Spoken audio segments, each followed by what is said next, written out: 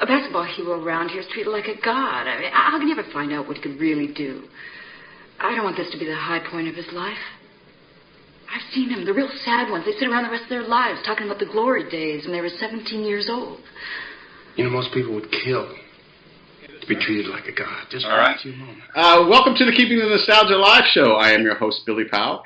Today with us, we have a special guest who I just stumbled upon. You know, we're all on lockdown, and I stumbled across this video on YouTube. It's a 3-hour video, and well done, fantastic. I couldn't get it. I got into it, and I couldn't stop because I wanted to see what he said about Broderville, to be honest with you. But but with us is Darrin Means, and it's over 3 hours long. It's on YouTube. We'll give you the link in the bottom of the description of the show so everybody can watch it. But we thought we'd have Darrin on, which you see with us there, and talk about his passion for Indiana high school basketball, because I'm assuming it's very similar to mine. But with this project they did, I thought I saw it all when I watched the video Indiana's game. I think they did in the early 90s. But this is some fantastic stuff. Darrin, thanks for taking some time to be with us. I mean, what else you got to do unless you're an essential employee? Maybe you are. I'm a teacher, so no. We're not that essential right now. We're online mostly. So. And so tell a little bit, everybody, a little bit about where you teach, where you're from, and where did this love of the passion for the game of basketball come from? I came from. Well, I'll start off.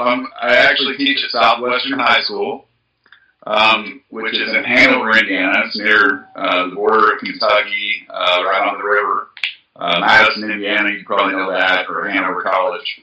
I'm originally from Jackson County, a small town called Crothersville High School is where I went to high school at. We were in a single-class sectional. I played a little bit of basketball. I had a lot of friends that played ball. And we never really won a sectional until this year. So it was kind of cool that Crothersville won their first sectional in 105 years. So first boys sectional. Girls won 3 years ago. Now, am I mistaken that Southwestern, I mean, I know we lost a great high school basketball coaching legend yesterday with Ed Siegel. I think he started out at Southwestern. I think so. I'm not for sure on that. I did see the pictures that said Southwestern on it, but I don't know for sure it was Southwestern Hanover or Southwestern Shelby. I got you. They're up near Columbus, Indiana. But I don't know for sure. I don't know the coaching history at Southwestern for sure. So did you play the game? Were you did you start going to high school basketball? Well, where did you get this passion from? I played a lot in elementary and middle school, and I started playing in high school. And me and a friend got in a little trouble and had to do a lot of running one year, so I didn't play the next year. But then I played my junior year to finish out. So I was a baseball player. I was better at baseball. Basically. Basketball is my passion, though. It's my favorite sport to play and to watch. So I was just better at baseball. So when did this idea of doing the video come about? Well, two things happened. One is my first wife passed away in a car accident, and I just went through a rough time after that. And then once I met my current wife, I told Nora that I wanted to live my life the way that I should have been living all along, and that's, we don't have any guarantees. So I just wanted to do things that I wanted to do, I mean, not bad things or anything. It sounds weird to say that, but, if I wanted to go to Italy, I wanted to go to Italy, or if I wanted to, I wanted to do a basketball documentary with my father, and it kind of snowballed from there. My dad got sick in 2008, I think, for the first time. And around 2007 is when I had this idea. So we started doing the documentary together, and he would go on the road with me, or my family would go on the road with me, and we would just travel the state. I just had this idea to do. At first, I thought it would be neat to get like a round table of like 5 guys just talking about basketball. And I thought, what if instead of 5 guys sitting at one place, what if I went around and had like an idea of like 5 different things that people would like to see about Indiana high school basketball, like who are some of the best coaches, what are some of the best programs, some of the best rivalries, stuff like that. So I just that idea snowballed, and then I started taking my dad for the next 3 seasons around the different gyms throughout the state, and I met one person, which led to another person. You know how it is, it's a big community. Everybody that's into basketball knows that it's a community, and people would be there for, it's not some kind of top secret thing. Coaches will talk to you about what they're doing. Players love to talk about themselves, and people, in different towns love to talk about their teams. So it was fun. I did it for 3.5 years probably. I started in late 2007 and ended up finishing about 2010. That's when my father got really sick. He had cancer, mesothelioma, and it was all down in his lungs and his glands, and he just kind of wasted away. And, after I did,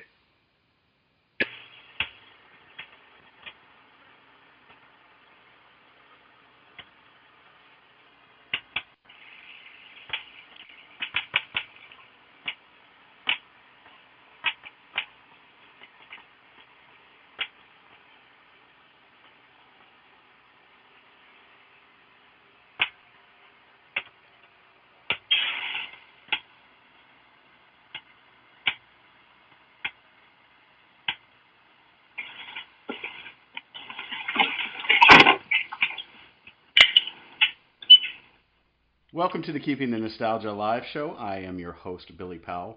You can go to Keeping the Nostalgia Alive, that's all one word, keepingthenostalgiaalive.podbean.com, and listen to over 185 interviews, most of which are about the game of basketball from the state of Indiana. And all the others have a 6 degrees of separation with the game of basketball from Indiana, if you can believe that or not. But we have over 185 episodes on keepingthenostalgiaalive.podbean.com. Please feel free to go over there and download them and listen to them at your convenience. We also have a new YouTube channel. It's the Keeping the Nostalgia Alive show. If you type that into the search bar, you'll find our shows on there also. We have just started doing some video interviews, which is we're trying to work the kinks out on that, but it's going to come out on top. With that all being said, with us today is Jimbo Rail. Of course, Jimbo Rail is the legendary Jimmy Rail's son, but you could also call Jimbo Rail a little bit legendary, number 5 for Tara Hune in the movie Hoosiers. And just before we hopped on here, we were talking about jumping rope, and I don't think I could jump rope, and Jimmy says he tries to do between 6,000 and 9,000 a week. Jimbo Rail, thank you so much for joining us and spending some time to help keep the nostalgia alive. Oh, thanks for having me, Billy. I've been looking forward to this. We had a good time on that Hoosiers Zoom, didn't we, last week? Oh, that was so much fun. That was the third or second Zoom. I've done 3 Zooms now. That was the second one that I've done, and man, those things are pretty cool. Yeah, it was disappointing though, because Nathan didn't hit the record button. I did, but I couldn't get any audio. But there was a lot of good stuff that would have been a good share on social media or for people to listen and watch. That would have been. I'm not high tech enough to. I didn't know how to record it or anything like that. So I had Jordan Mount actually send me a screenshot of all of us on there. So I got that, but I don't have any of the video or anything like that. So yeah. Jimbo, at what age did you realize your dad had ball skills, or what age were you introduced to the game of basketball? Is it still in your memory? Well, I was actually introduced to the game of basketball when I was probably right around 9 or 10.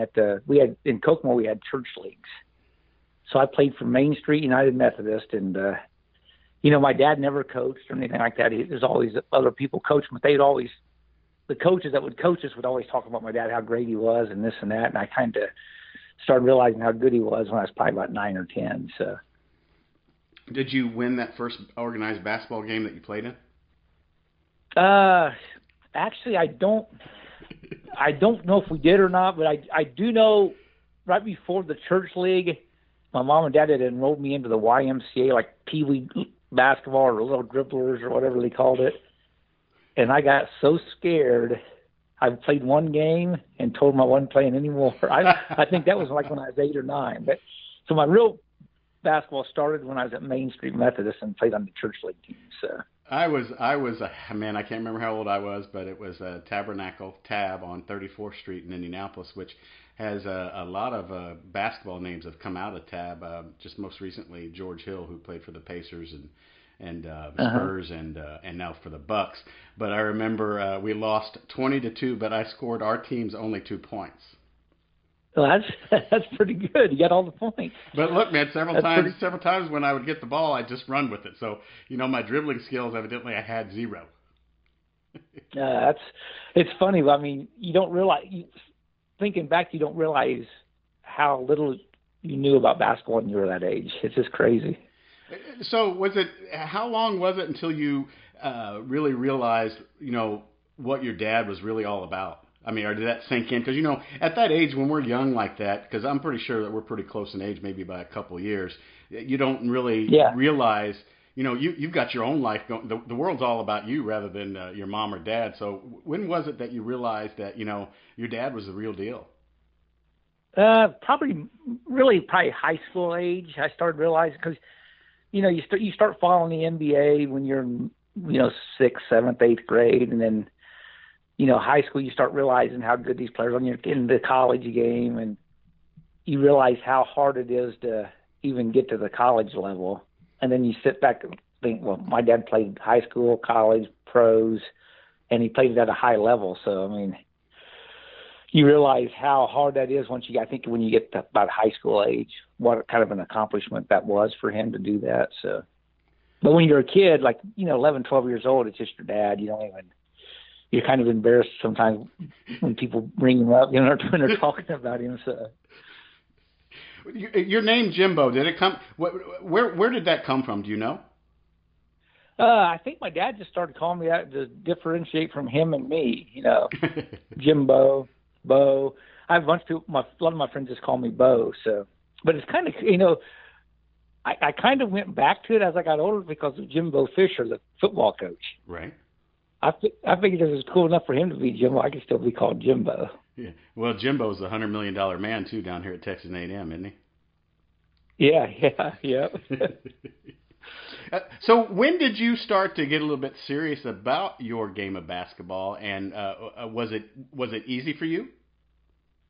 Probably about my freshman year is when I really started really focusing on practicing and trying to get better, because my freshman year I started out on the freshman B team, and I was not happy about that. But by mid-season I was starting on the JV, so I really started taking it serious when I realized that I had a lot of work to do to catch up and be where I was supposed to be. So high school is when I really started taking it serious.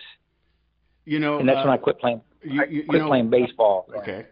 A lot of people have read and know about you, hitting 75 in a row before they started to take a break there in Hoosiers. And is that something that you kind of focused on when you were on the B team as a freshman? Did you just go out and shoot shots over and over and over, or what did you do to bring your game up? Just basically doing a lot of shooting drills. I mean, the summer between my freshman and sophomore year, my goal was to shoot 20,000 free throws. So to do that, you basically have 100 days. And back when we were in school, we had almost 100 days as summer vacation. So my goal was to shoot 200 a day for 100 days, which would be 20,000, and which I ended up doing. So with those free throws, shooting 20,000 free throws, and then all the jump shots that I shot, I mean, it was probably anywhere from 40 to 50,000 shots I shot that summer. So basically just doing shooting drills. I probably needed to work more on my dribbling, but were there weights involved within that summer? Lifting weights and stuff? Yeah. No, I never lifted weights. My dad wouldn't let me. He thought it would mess my shot up. So no, I never did any weights. And so, did you have, when you were growing up, did you have like a favorite team that you followed, a favorite pro player that you followed that you kind of, how sometimes as little kids will fascinate, Dr. J takes the ball to the hole, or did you have anybody that you kind of enjoyed watching or kind of tried to emulate your game by, or was it I'm Jimbo Rail? Well, in my bedroom I had a Calvin Murphy Houston Rockets poster.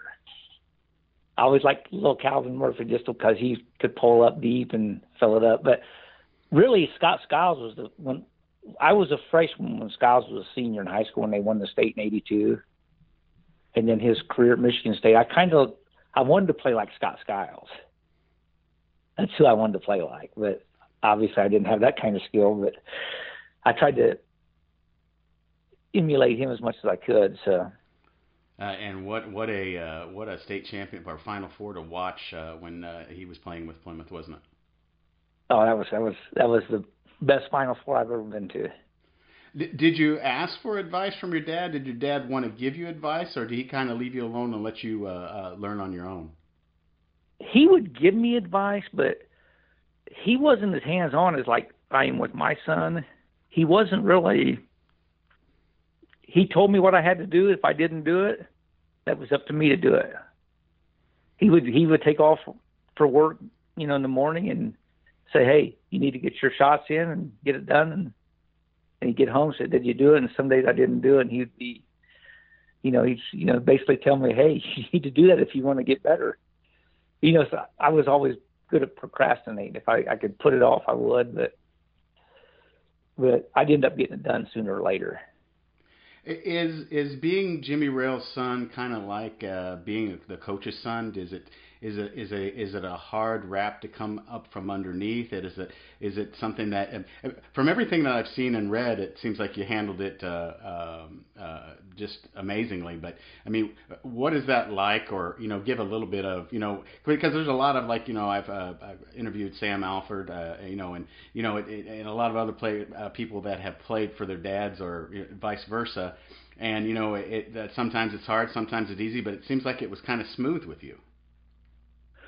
Well, that's one thing. He never did coach me when I on a team. Right. He never did coach me that way, but it was tough because I knew what he expected from me. But if he were my coach, like say he was my coach in the high school level, I think it would have been a lot different dynamic. It would have been, I might have scored more.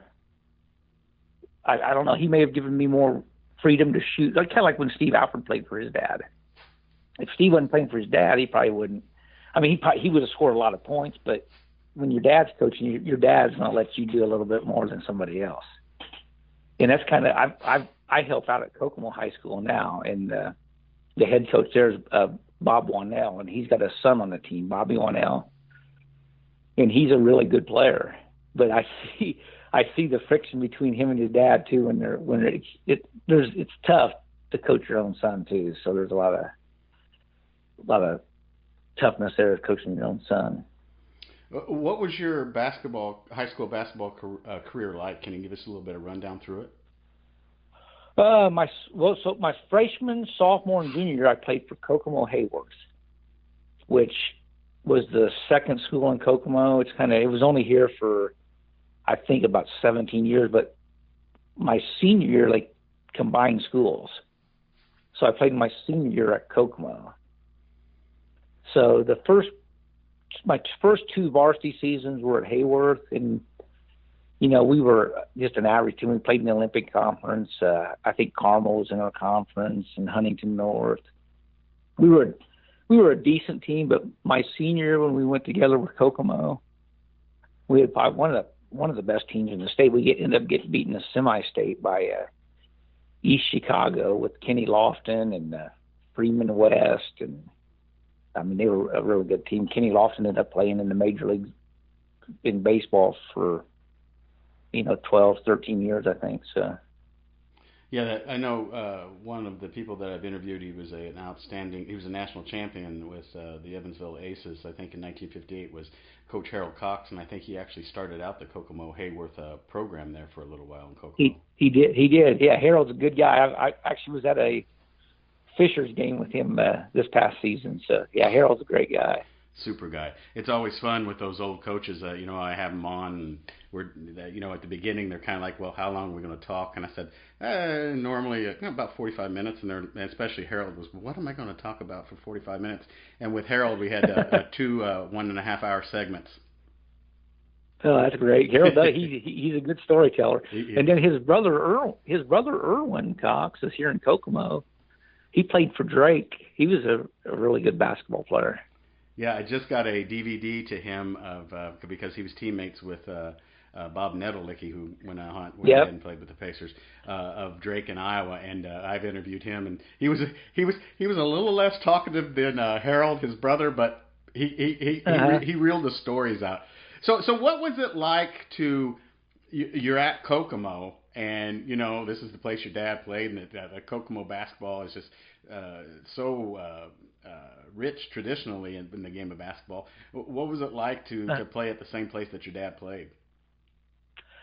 It was really, now that I sit back and look at it, it's really cool, because now when I'm coaching at Kokomo, I'm in that gym, I'm just kind of like, man, my dad played here, I played here, my son's going to play there this next season. So, it's just, my brother played there. My brother was on the team and got runner-up in the state in '89. So there's just a lot of it. And I think of all the other players that have played there that were great players. Goose Ligon. There's so many great players that have played in Memorial Gym. It's just, but to play where my dad played at, it was pretty special. And did you let your senior season go by? Was it like a flash and going into the semi-state, or did you take some time and take it all in? I didn't take any of it in. My dad told me the very last game, he said, when they do the senior night, and you got with your parents on the floor, he said, now this is going to be pretty much, you're never ever going to do this again. And I thought, I didn't think, it didn't even cross my mind that was even going to be a sad moment. I just went out and they introduced us, and we went and played the game, and then the season's over. When you get older, you look back and think, man, I kind of took that for granted, really. Do you think if all 4 years would have been at Kokomo, it would have been a little bit different rather than being at Hayworth before they consolidated? Yeah, I think it would have been. I think I would have probably made the 1,000-point club in Howard County. I think that, Kokomo had really good teams, my freshman, sophomore, and junior year. So, we would have won some sectionals. We won the only regional my senior year in the whole career of Carl McNulty, who was our coach. So I don't know. Winning that Anderson regional was always tough, but things would have probably been different if I played at Kokomo all 4 years. And what's funny is my dad tried all kind of angles to get me to Kokomo. We were 3 blocks away from the Kokomo district where we lived at. So it was something I wanted to play there, from the time I was a kid, but didn't get to until my senior year. Speaking of legends, what was playing for Coach McNulty like? Coach McNulty he had a lot of confidence in me, which of all the coaches I had, coach at IPFW they gave me the green light to shoot. But Carl he was hard nosed. He didn't put up with any crap. He was the toughest coach I ever played for. And what's funny with Carl, he was real. I was kind of scared of him when I played for him. But the last couple of years of his life, he just passed away back in January. His grandson, good friends with Carl's son, and Carl's grandson is the same age as my daughter. My daughter's a cheerleader, so I went to a lot of the games. And I would sit with Carl, and we'd talk about the game. And, he was this 80-some-year-old guy, and he's real calm and mellow now. Wasn't the mean coach that he was when I played for him. It's kind of cool to hang out with him like that. What were do you remember how was recruiting like that for college basketball back then? And do you remember the first couple of letters that you got for possibly playing basketball for a college? And why did you pick who you ended up picking? Well, I had several. My freshman and sophomore year, I got a bunch of letters because I was a Street and Smith honorable mention All-American, which the reason I think I got that, the guy that did that was a good friend of my dad's. His name was Dave Kreider, and he picked the Street and Smith All-Americans. Well, once you get on that Street and Smith honorable mention All-American, you get these colleges. Back then, they just sent you letters in the mail, and you fill out the stuff. And I mean, I had stacks of letters, but there was only schools that I actually, applied to the school and had to get accepted to the school. And it was, the two schools were Stanford and Butler, were the two schools that I filled out an application, got accepted to the school, but then I didn't get any scholarship offers.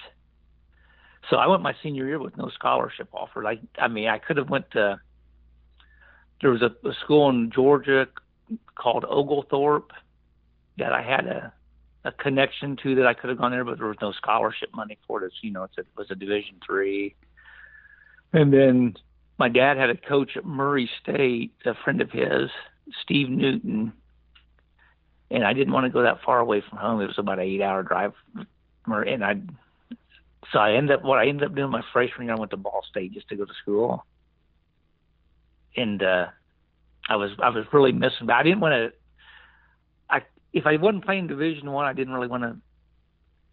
I was just going to give basketball up.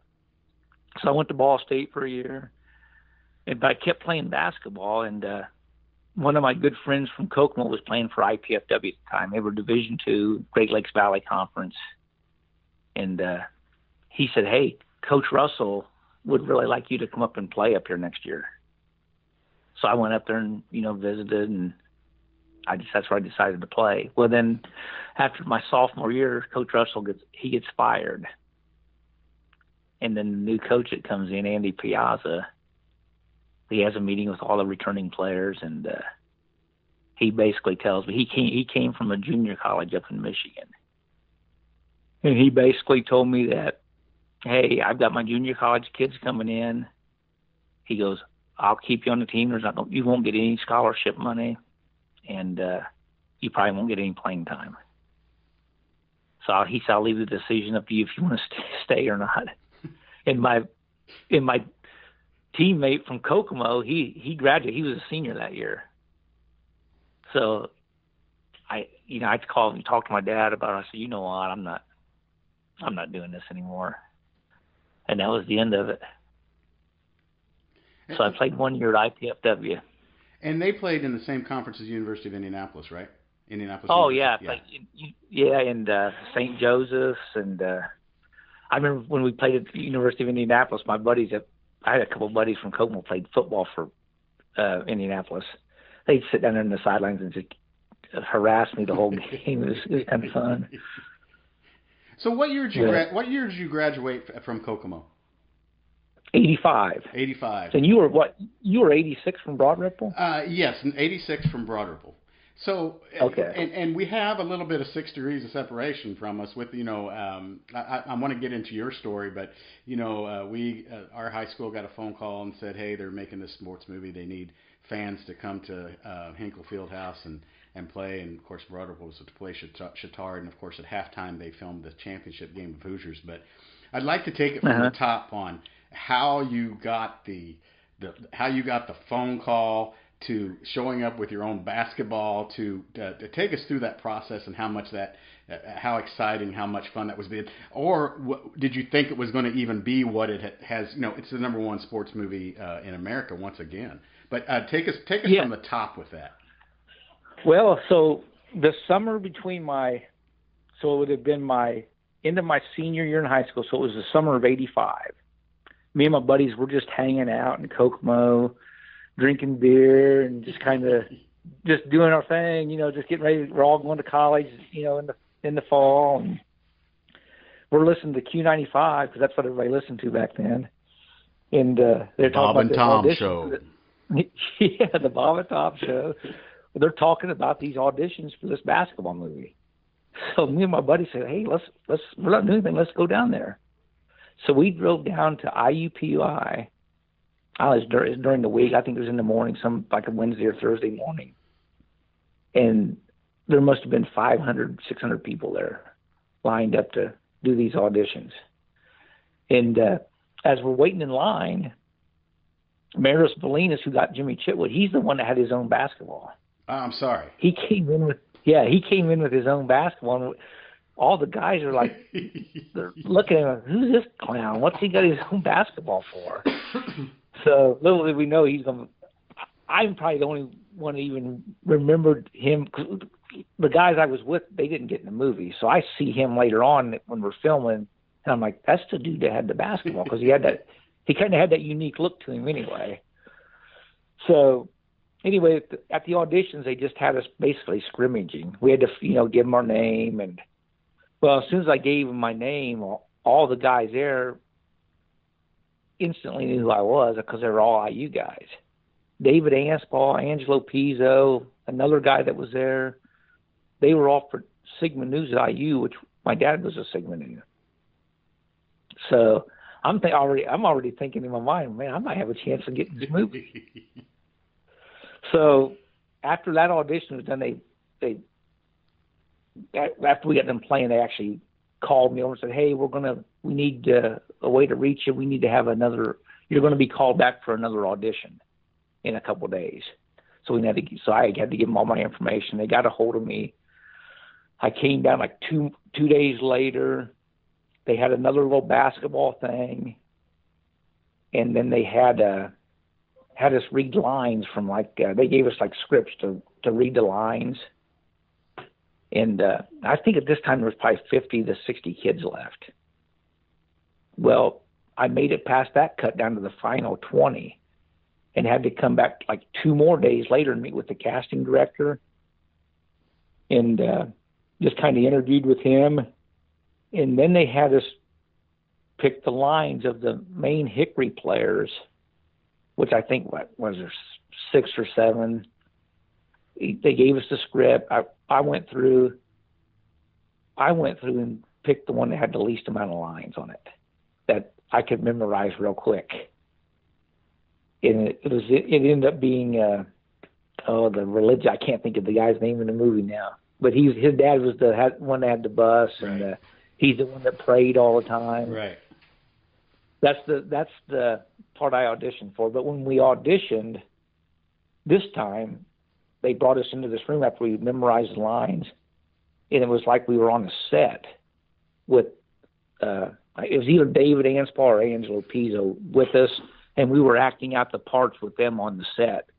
And they had Tom Abernathy, and Tom Abernathy's actually the first person I saw when I walked in, and I was kind of instantly nervous when I saw him, because he's sitting in these chairs watching me do these lines with David or Angelo. I can't remember which one, but I couldn't get the line. I was flubbing up on all the lines and everything. They tried to help me, and I just never did get it. So I didn't get one of the main parts. But they called me back, near the end of the summer and said, hey, we're going to have a part for you in the movie. We'll be in touch with you. And, at that time when we started filming, I was already enrolled at Ball State. So I had to miss a whole week of classes to do the filming and stuff down there. We did all our filming in Brownsburg. And then the movie came out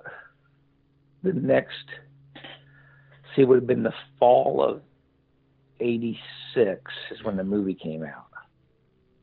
And I was at IPFW at the time. So that's when all the NCAA things came out, where I got money to play basketball. And so IPFW, they set something up with the NCAA that I had to pay a percentage of the money back, and I had to sit out my first 3 games of the season with IPFW. So I ended up being the first player suspended by the NCAA at IPFW. So, and is it true? And is it true that you sent a check but it wasn't cashed? They never cashed the check. I sent a personal check to Orion Pictures, and it never got cashed. I can't even remember how much the check was for. It was it wasn't a lot of money. It was, I mean, maybe $100 or $150, something like that. But it was a percentage of what I made is what I had to send back. So, Did and you they never cashed it. I just had. Go ahead. Did you at that time know what that was going to be? Did you have a feeling, or did you like? Are you really like, yeah, man, I don't know if this is going to be what it's supposed to. 'Cause you didn't see the final product yet. Yeah, but did you have an inkling of what it was going to turn out to be like? No, I did. Yeah, I thought it was. I didn't know. I didn't know it was going to be as big as it is today. Back then, I thought it was just going to be a regular, Bad News Bears type of basketball movie, and I didn't have any idea it would be as big as it is now. Not even a clue. What was it like? What were the steps that you had to do? Did you have to get a SAG card? Is there a lot of rigmarole to be able to be in a movie or to get a name within a movie? Well, no, I didn't have to get a SAG card because I didn't have any lines. So basically, I just went down there. When they told me to come down, we did a couple days of practice, and then we would get to the set at like 7 a.m. The days we'd film, and you would go till like 8 o'clock at night. But you would get there, they would get you in the dressing room, cut your hair, get some like makeup and stuff on your face, get your uniforms on. And then you would go out and you stood around half the day anyway, just kind of waiting to do different scenes and stuff. And they would kind of choreograph what you would do. For like the fight scene where the guy goes into the trophy case, we filmed that scene at least 4 times. And they would bring in a new trophy case and replace the one that was priced into. Wow. So tell me a little bit about, and I guess I'm probably like a kid at a candy store here because I want to know these questions that you've answered probably hundreds of times. But you know how when you were a kid and you got your uniform and you're like, oh man, this is cool. Yeah, I'm gonna wear it around the house a little bit or whatever. What was your thought process when they gave you the Terhune jersey? I mean, was it a decent piece of material or was it It was kind of a thin material. It was a cheap. And the shorts were like that silk material, right? And it had a little belt. I still got the uniform. The last day I filmed, I put the uniform in my Chuck Taylor Converse in my bag because I knew that was the last day I was filming. And I was thinking in my mind, I'm taking this because this is my uniform I wore in this movie. We were supposed to turn it in when we were done. I just took mine home with me. And I've got it framed up in my basement now. So what were the takes like in doing that? Was it just like a regular pickup game, or was it just like acting? You guys need to score, blah blah blah blah blah, or did it happen naturally, or was it forced? Well, okay, so like there were different parts where we had to do like it was choreographed, like the fight into the trophy case. That was kind of choreographed where, this guy has to come and hit this guy. And, the rest of you guys just kind of hold people back and kind of, and then we go in and then the part where I get fouled and Dennis Hopper comes on the court drunk, we had to do that a couple times. It was all kind of choreographed. And then, but most of the part was where we would just run up and down the court. They'd just say scrimmage and just kind of just do your thing for a half hour. And we would just kind of go up and down the court and kind of just play like scrimmage basketball. But, obviously they didn't want us blocking people's shots. And, you kind of had to shoot. They wanted you to shoot like one leg pull-ups and not regular 1986 style jump shots. So... What was it like to do those parts and then see a Dennis Hopper come out in the court or see Hackman on the set? What of course we were young at the time. You were young at that time and probably really didn't register. But did you still did you have a wow moment, or was it just like we do this and then we're done? Like seeing the celebrities and stuff? Yeah. Well, Gene Hackman didn't really, I never really was starstruck by Gene Hackman or Barbara Hershey, which was funny. I don't know if I was just naive or what, but I didn't realize Barbara Hershey was a Playboy Playmate of the Year until after, 5 years after the movie. I was like, that would be kind of neat to see a Playboy Playmate of the Year hanging out with and stuff. But I thought Dennis Hopper was really cool. For one, I knew he'd been in 2 movies with James Dean. Right. Which, being from Indiana, everybody loves James Dean or, wants to, the Rebel, everyone to be like the Rebel. So I kind of talked to him, and he was really a really nice guy. And he would, what was funny, when that scene where he came out on the court drunk, he would actually spin in the hallway and come out to, look like he was drunk. Mm-hmm. And he told my dad, my dad and I were talking to him one of the days we were filming. And he said, back in the day, I really, really would have been drunk. He said, that's why I have to do spinning now, because I don't drink or, do that kind of stuff anymore. So, did you go to the premiere of the movie, or when did you first see the final product? I did not go to the premiere. I was going to, but I didn't. I was up at Fort Wayne, obviously, when it came out.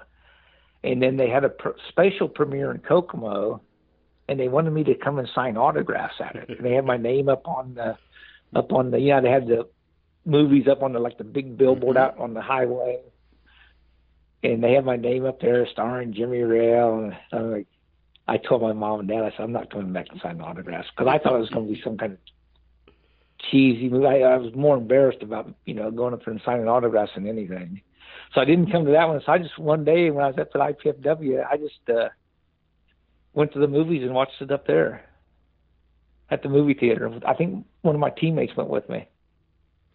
Now, I know you're going to tell me what you did, but when I saw it at Glendale, right off of Keystone and Kessler in Indianapolis, and I was 6 degrees of separation away from it. It brought tears to my eyes. I was goosebumped. I don't know. What did you think about it, or was the theater full when you watched it, or would you come out going, "Damn, that's a good movie"? Yeah, I thought it was a good movie. I didn't get tears back then, but now when I watch it with my kids, I kind of do. As I get older, I get more emotional about it. And my kids are looking at me. They think, I made my kids watch it last year for the first time ever, and they thought it was the dumbest movie ever. They're going, this movie's not any good. I'm like, well, are you kidding me? I don't know if the generations of, I don't know if kids just don't watch movies like that anymore or what. But yeah, but I get emotional now when I watch it, because I think back and first of all, I'm in it, and how good of a movie how good of a movie it is now. So it's just how popular it is, or it has become. And you go to a lot of these reunions and stuff, right? Yeah, well, I've only been to one of them, and it was at Banker's Life, and that would have been in 2013. And what was that like? And it was actually really fun. They had not all the main players back, but they had, I think, 4 or 5 of them. They had a couple of the guys from the state championship game when they played, was it South Bend in the championship. Had a couple of those guys there. Myself, some of the coaches and referees, and Angelo was there, and David was there. And we just had a little meet and greet with all these people that came to it and signed autographs, and then we went and watched a special, a special edition version of the movie up in one of the suites. It was pretty cool. What did you stick in your Converse that trip? What did I stick in my? You remember you took nothing. No. So, do you? What else from there? What else did you? Your basketball career's over. You've kind of. What did you move on and do from there, Jimbo? Well, what happened is I came back and finished school here in Kokomo, Indiana, University of Kokomo. And while I was here, one of my buddies was a supervisor at UPS. he said, "Hey, I can get you on at UPS. You have to be in college to get a job." At the time, at UPS, you had to be in college to get a job. Now they'll just hire anybody. But so I thought, well, that's be a pretty good job, making decent money, going to school. So I started working out there part time, and I just kind of got to looking at I had a couple guys that had worked there, for 10, 15 years, and they were telling me how good the benefits were and retirement. And I'm thinking, this probably would be a pretty good job. I could do this, and I'm young enough. At the time, you could retire when you were 50. Then they changed it to 52, which I retired last year. I worked there for 30 years. Oh, wow. But once I got in there, my dad worked for Xerox, and he had a good job, but like the insurance and stuff that UPS had, and the benefits and the pension and the pay, I was, 22. I'm thinking, this isn't a very good job. And then I realized, heck, I was making more money than a lot of my friends that were attorneys and stuff at the time. Like, when was this set up, or did you just roll this out on your own with the delivering packages with the heart and the dance? That was right. That was 3 months before I retired. Okay. I had the same route for 23 years. Wow. And everybody on my route knew me. I'm kind of a cut up anyway. Well, these ring doorbells, mm-hmm. They started popping up about 3-4 years ago. And I always would come up to the doors, and I would just always do like a moonwalk or some kind of crazy dance for the ring doorbell. Well, that singer Drake had that song, Kiki, Do You Love Me, which had a dance. Right. So I basically was just doing that dance for the doorbell. Well, this lady on my route put it on Facebook, and she sent me a message. I don't know if it was okay if I did that, but that she put me on there. And I said, yeah, that's fine. And the next thing I know, this is like, she sent me the text in 10 o'clock in the morning. By 2 in the afternoon, it had already had 1 million views. It was everywhere. That's how quick it went viral. Next morning, it's on every TV station in the country. I've got my buddies calling me from California and, all over, going, hey, I just saw you on the news this morning. So, and then my son comes home the next day after school, and he goes, I don't know if I should laugh or cry about this with Dad being on this viral video. I don't know if I should be embarrassed or be happy for him. Kind of like how you thought your dad was at that age, probably, right? Yeah, exactly, yeah. and tell us about your kids now again. You have one that's playing basketball and one that's a cheerleader? Yeah, I have, my son will be a sophomore next year.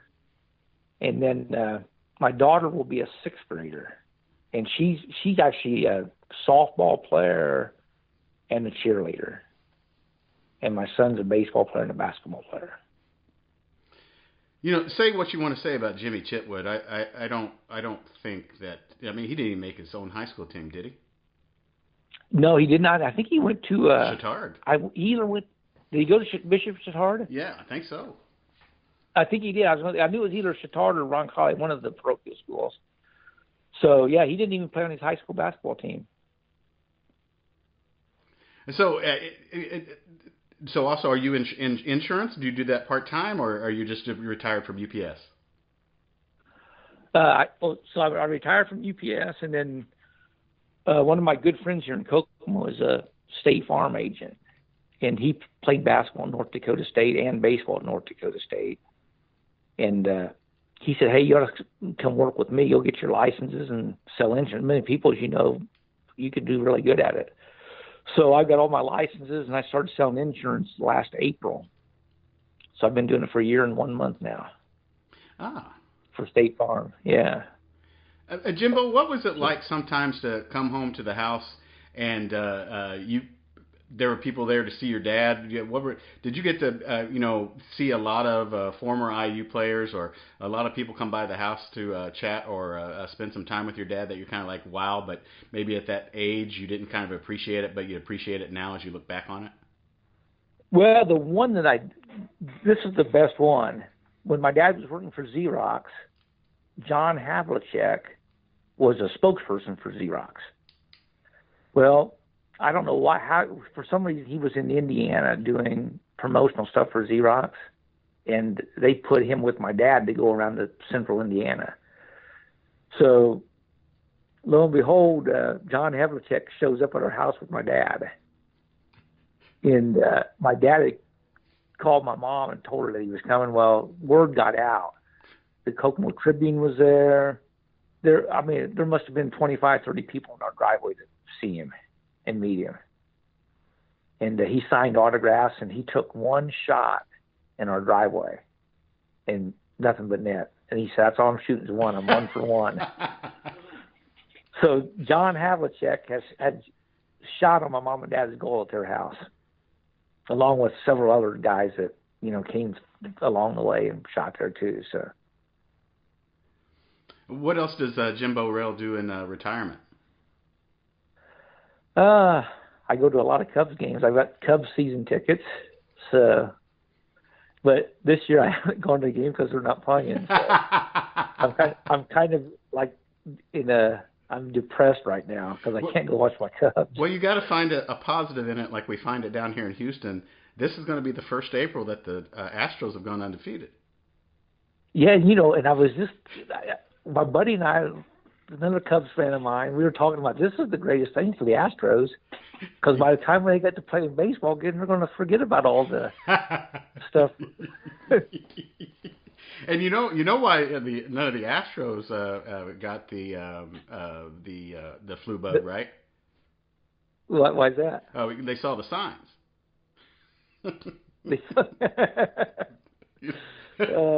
Someone was hitting the trash can. Yeah, exactly. That's crazy too. You chatted at the beginning there a little bit about baseball. Did you have a love for baseball? Did you play high school baseball? No, I quit after my freshman year. Okay. I was actually I was probably better at baseball than basketball, but I knew that. I guess I'm one of the first guys to say I'm declaring I'm going to be a one sport athlete in high school, but I was ahead of my time. And why the Cubs? What's that? Why the Cubs? Why are you a Cubs fan? Well, the reason I'm a Cubs fan because that was the only station. Well, you get the Reds in Kokomo, but the Reds were on the station out of Indianapolis, WTTV4, I think. But we always watched WGN and watched the Cubs.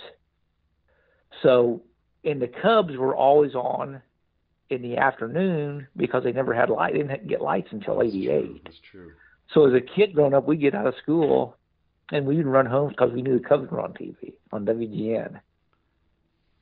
So that's, and my dad took us up to Cubs games too. My dad was a really good baseball player. And after high school, the Cubs had been scouting some of his games.